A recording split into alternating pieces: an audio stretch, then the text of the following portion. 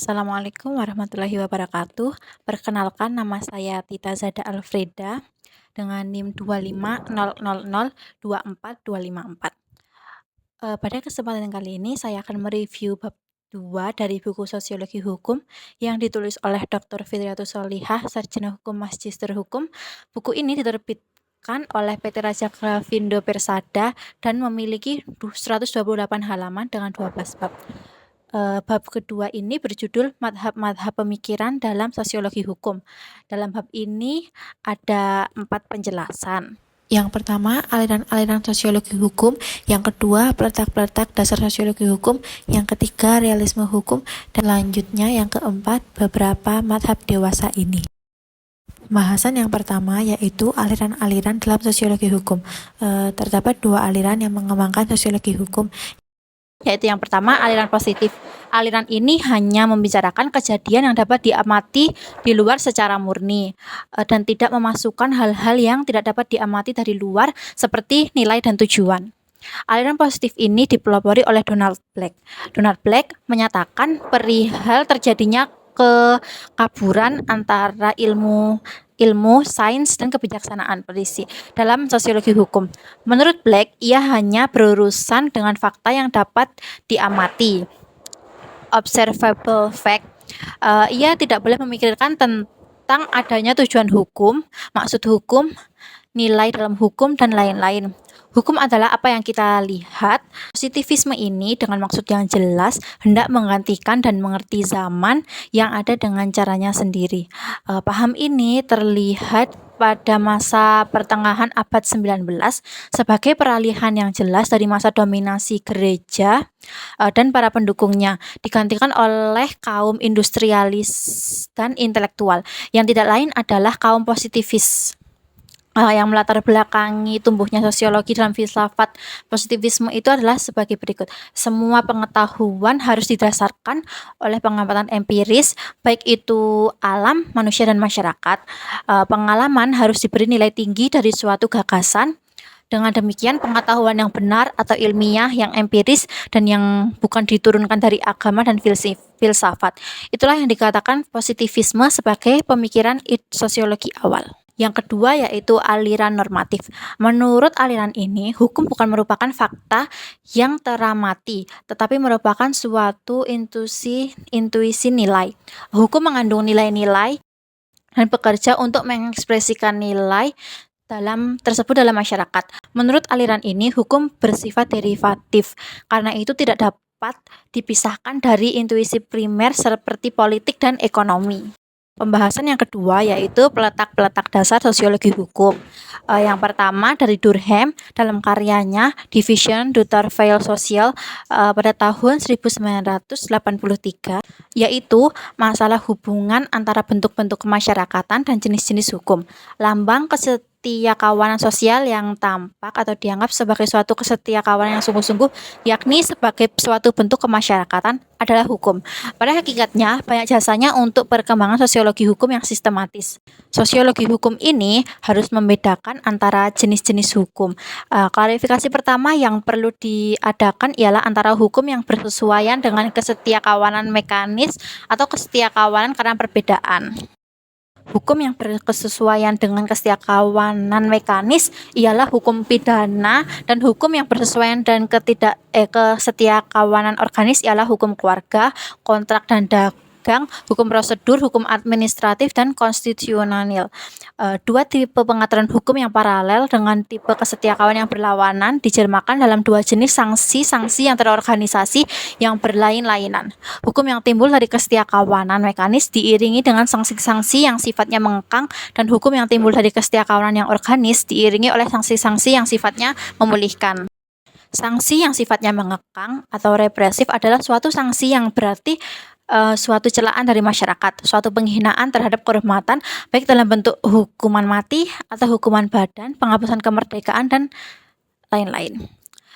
Sebaliknya, sanksi-sanksi yang bersifat memulihkan yaitu melindungi diferensiasi masyarakat dalam fungsi-fungsi yang khusus, dalam kelompok-kelompok yang kecil, dalam kegiatan-kegiatan pribadi.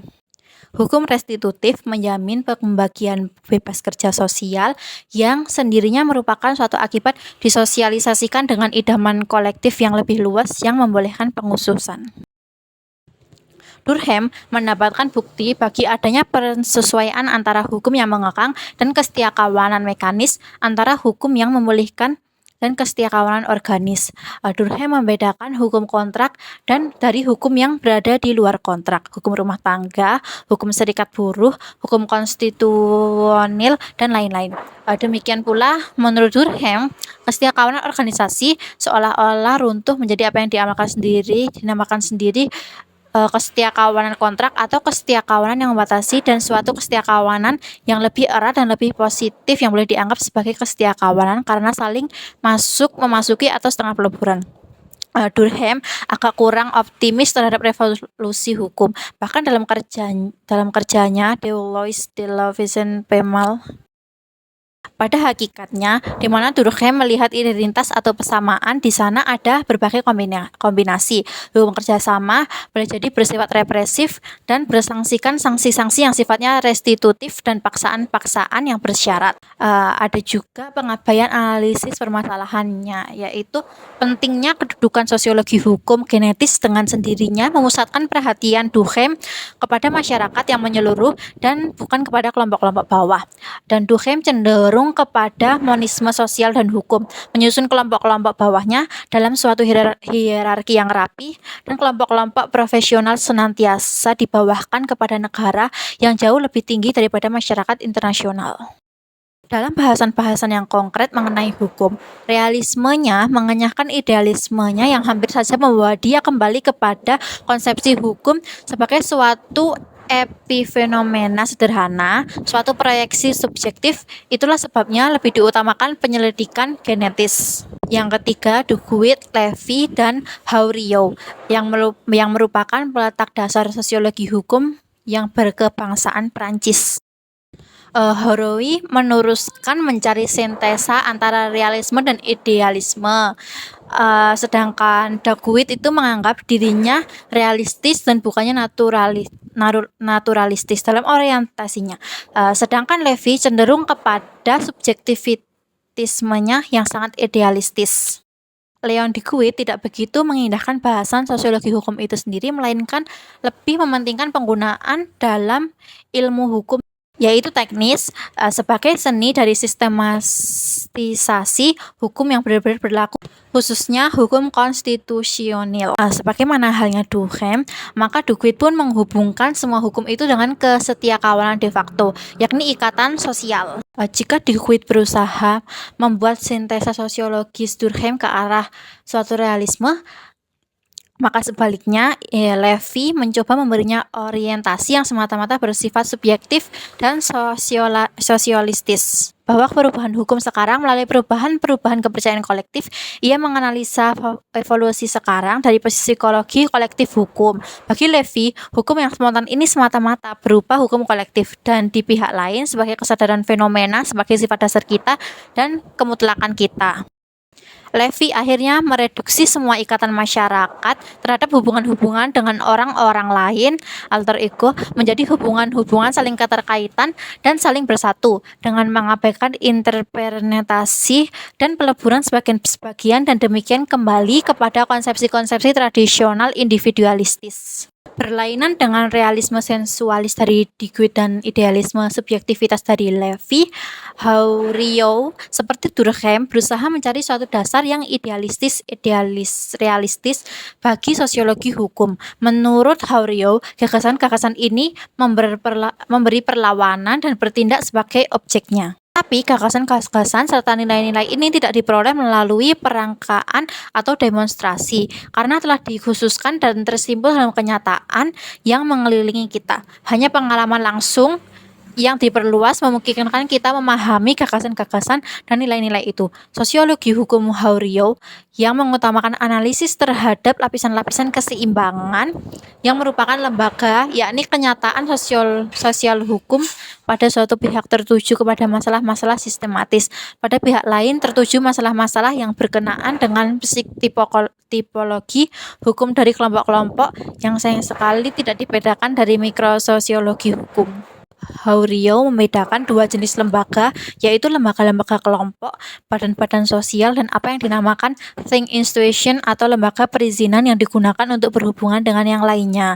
Ia menyinggung masalah bentuk-bentuk kemasyarakatan sebagai tempat-tempat lahirnya berbagai macam hukum, tetapi karena ia tidak mengadakan pembedaan yang jelas antara mikrososiologi dan makrososiologi hukum, maka ia pun segera meninggalkan persoalan untuk menyamakan ini dengan persoalan kehidupan hukum batiniah dan lahiriah dari satuan-satuan kolektif yang nyata.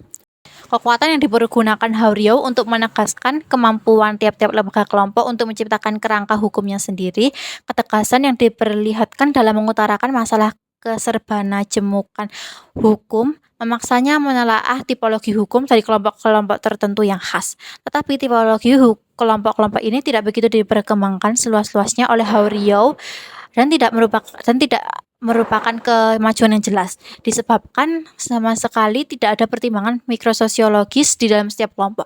Seharusnya memperhatikan adanya berbagai bentuk kemasyarakatan yang menentang dan menyeimbangkan satu sama lain dengan cara yang khas. Karena kerangka-kerangka hukum yang bersesuaian dengan tipe-tipe kelompok adalah kompleks, karena terdiri dari berbagai jenis hukum yang timbul dari bentuk-bentuk kemasyarakatan, maka semuanya tidak dapat ditentukan ciri-cirinya tanpa mengetahui bentuk-bentuk kemasyarakatannya. Akhirnya, ketiadaan analisis mikrososiologis membuatnya ragu untuk mengetahui bahwa kepentingan umum dapat diwakili oleh kelompok-kelompok lain yang bukan negara. Dan menjelang akhir karirnya, keraguan ini dirinya menyatakan secara dogmatis bahwa negara adalah lembaga terpenting di antara segala lembaga yang paling sempurna dan paling utama yang mewakili kepentingan umum. Yang ketiga, Max Weber dan Eugene Ehrlich. Menurut Max Weber, semua sosiologi hukum dideduksikan menjadi kemungkinan atau kesempatan-kesempatan dari kelakuan sosial. Menurut suatu sistem yang koheren dari suatu aturan-aturan yang diselenggarakan oleh ahli hukum bagi suatu tipe masyarakat tertentu.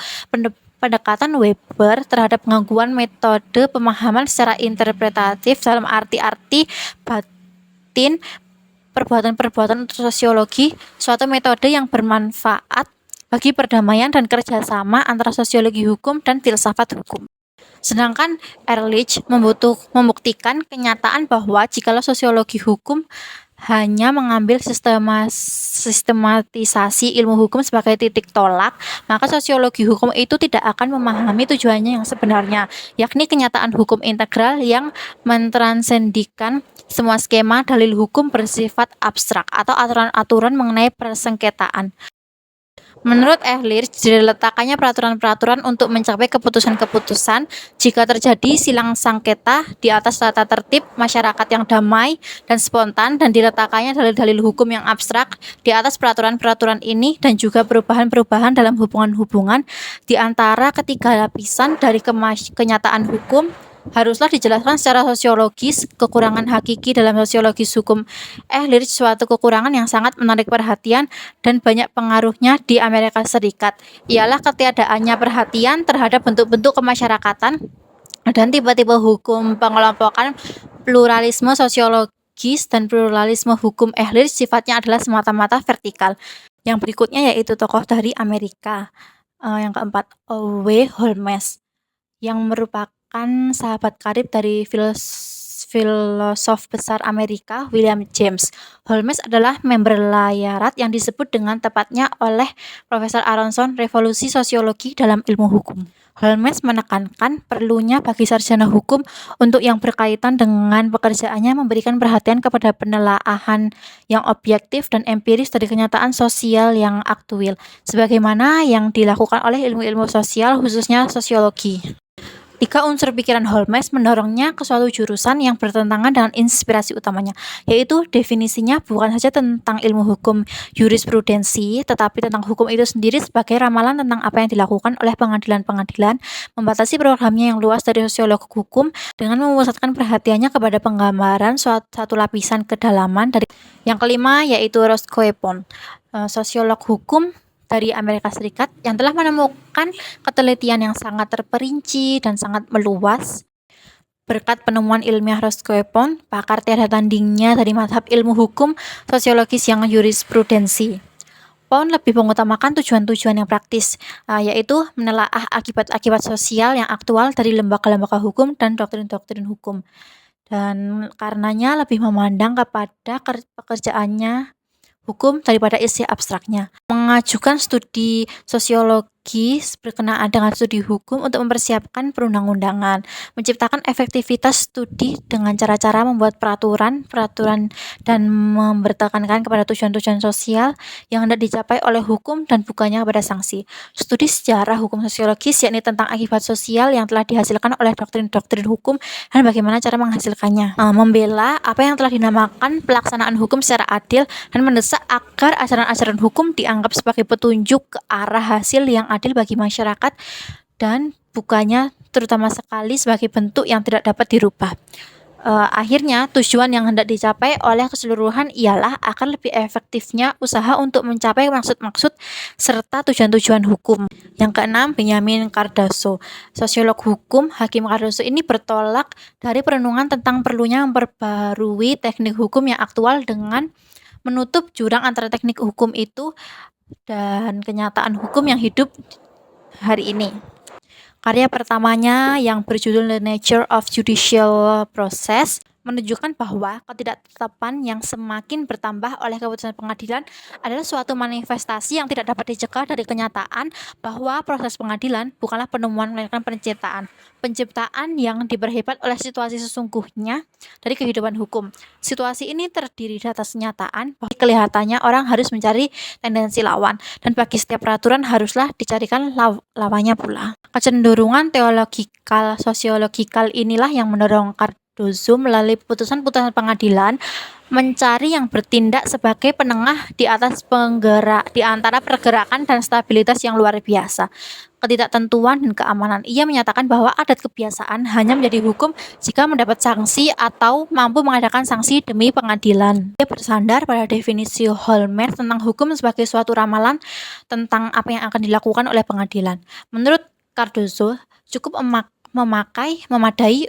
memadai untuk menetapkan kemungkinan berhasil bahwa adat kebiasaan pada suatu hari akan dapat berwujud sebagai suatu pertimbangan untuk menganggapnya sebagai hukum.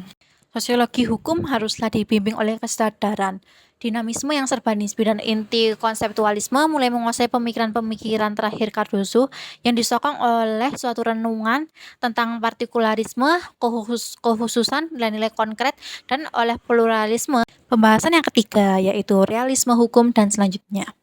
K.M. Llewellyn dan Thurman Arnold, mazhab non-realistis yang berkembang selama 10 tahun terakhir ini merupakan suatu reaksi yang sengit terhadap orientasi sosiologikal jurisprudence yang bersifat terutama sekali teleologis dan moralistis.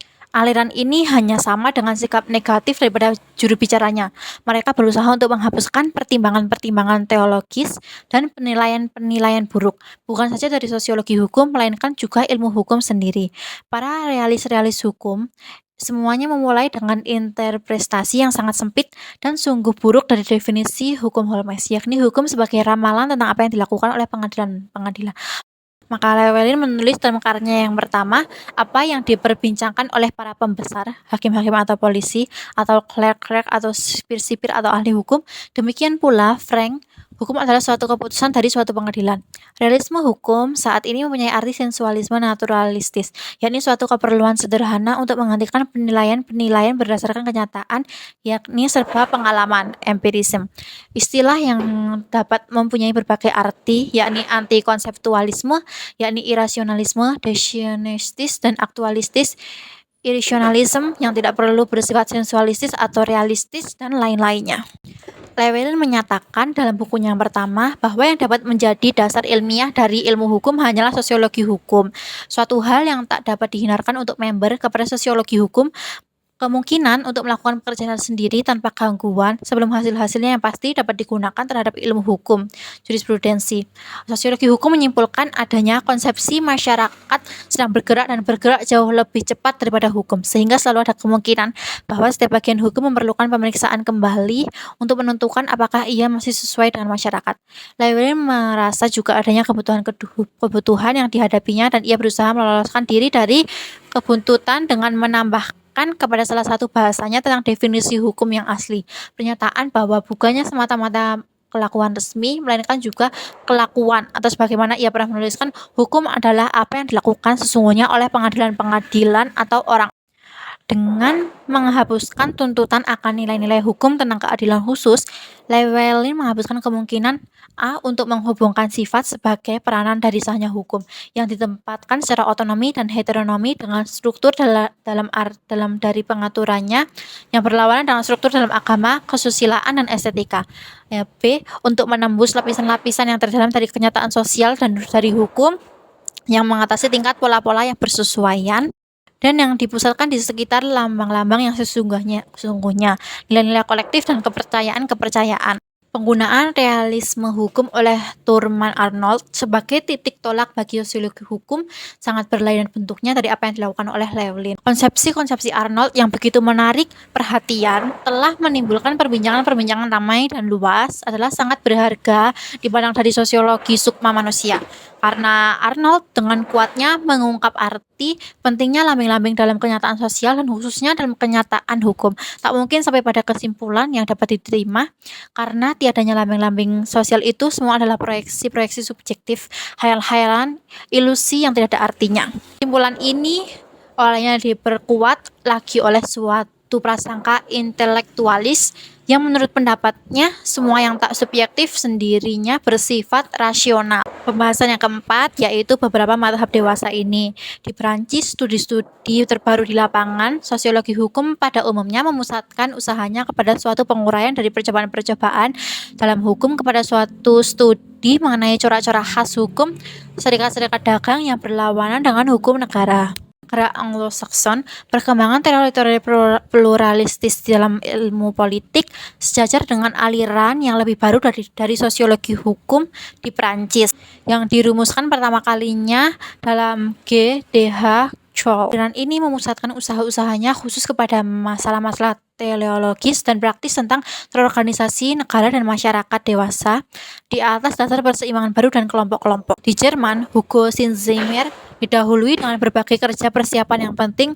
oleh penulis yang sama tentang hukum perburuhan yang mendasarkan pendapat-pendapatnya serentak atas Gierke, Ehrlich, dan Weber, mengemukakan masalah asasi tentang diferensiasi serta hierarki dari berbagai bagian sosiologi hukum.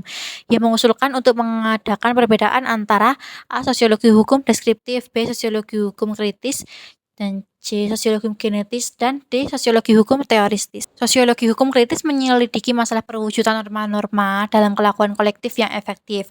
Sosiologi hukum teoritis menyelidiki pengaruh unsur-unsur rohani maupun segi-segi morfologi serta ekonominya pada susunan kenyataan hukum. Sosiologi hukum deskriptif mengumpulkan fakta-fakta tentang kehidupan hukum dalam berbagai masyarakat. Sosiologi hukum genetis mengikuti perubahan-perubahan hukum menurut lingkungan-lingkungan serta zaman-zaman konkret. Sosiologi hukum kritis adalah berdasarkan sosiologi deskriptif. Sosiologi hukum genetis bersandar kepada kedua sosiologi hukum tersebut, sedangkan sosiologi hukum teoritis memahkotai bangunan itu. Demikianlah maka sosiologi marxistis pada umumnya dan khususnya sosiologi hukumnya nampak makin lama makin melepaskan diri dari godaan-godaan naturalisme dan realisme. Sekian dari saya, kurang lebihnya mohon maaf. Assalamualaikum warahmatullahi wabarakatuh.